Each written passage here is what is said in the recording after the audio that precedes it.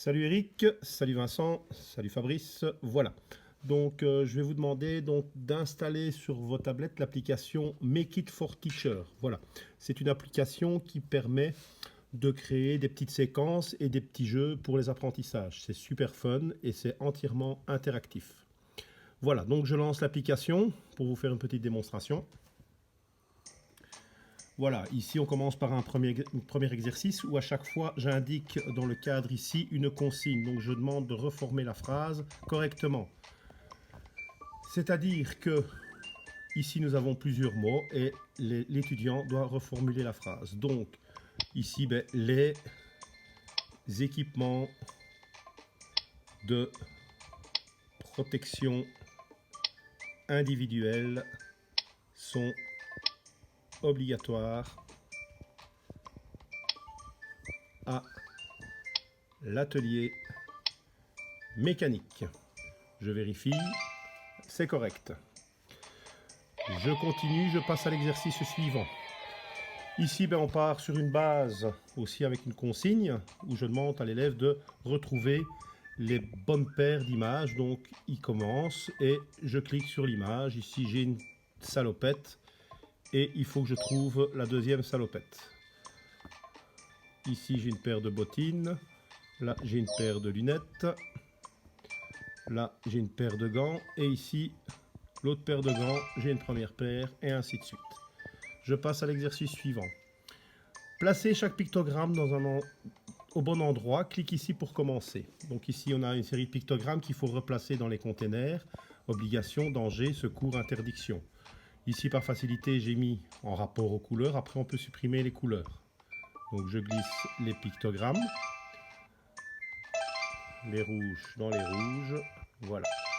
Donc, et on peut à chaque fois donc augmenter la difficulté. Ici, je formule une petite phrase. De quelle couleur sont les pictogrammes d'obligation? L'élève doit cliquer et indiquer le mot. Ainsi de suite, avec d'autres phrases. Ici, dans l'exercice ici, donc, je demande de relier chaque pictogramme à sa signification. Donc ici, je prends le premier, danger électrique. Donc, je vais le relier au danger électrique. Je vais prendre l'interdiction de fumer ici, interdiction de fumer, que je relie. Et ainsi de suite, on relie chaque pictogramme à sa signification.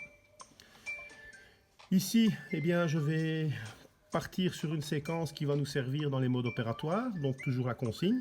Place dans l'ordre correct les images suivantes. Clique ici pour commencer.